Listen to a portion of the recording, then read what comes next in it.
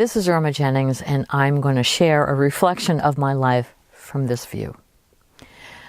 As a young child, a 7, 8-year-old child, I was raised as a Catholic, and I had this question that I couldn't find either an answer to or the right person to ask without being scolded. And my question was, if Jesus were to walk into the room, if Jesus were to walk into the room, a highly developed, enlightened being, I didn't know those words at the time, but if he were to walk into the room, would I know it was Jesus if he wasn't dressed like Jesus? Would I feel him before I saw him?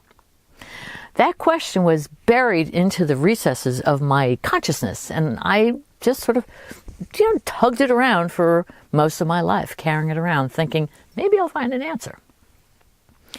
Several years ago, as an adult, I had a very bad disagreement with my best friend's husband.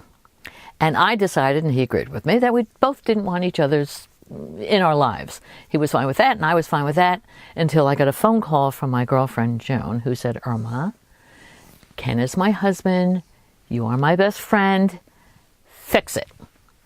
Now, to me, that was a tall order. Why couldn't Ken come to me? And I let that go, and I thought, she is absolutely right. I called him. I asked him to join me for a drink at the Stanhope Hotel. Now, I'm going to paint the whole situation for you. It's a balmy night in New York City. The Stanhope Hotel had an outdoor cafe at the time. The Metropolitan Museum is in the background. The traffic is moving very quietly on Fifth Avenue, which is most unusual. And we're drinking with a bunch of New Yorkers outside, enjoying ourselves. I'm groveling and asking Ken for forgiveness. He's considering this. Suddenly, one of those large black vans or Suburban pulls up, and a man gets out of the car with sunglasses on and the coil out of his ear, clearly a Secret Service, something or other.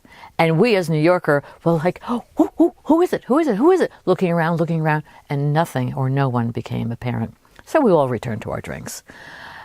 Shortly thereafter, I excused myself. I went to the bathroom, and I noticed that all of the energy drained out of my body. It was like, whoa, and I couldn't quite figure out what was going on.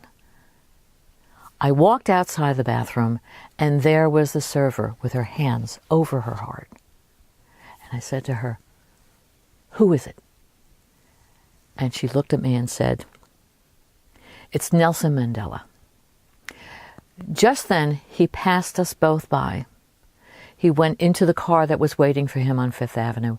He looked at me in the eyes, and he waved to me and to everyone, and the car drove away. I felt him before I saw him. So my question as a 7-year-old child was answered. And it gave me pause to think about, never give up on the real big questions, because they have so much more to reveal. So, what is your big question? Thank you for stopping by.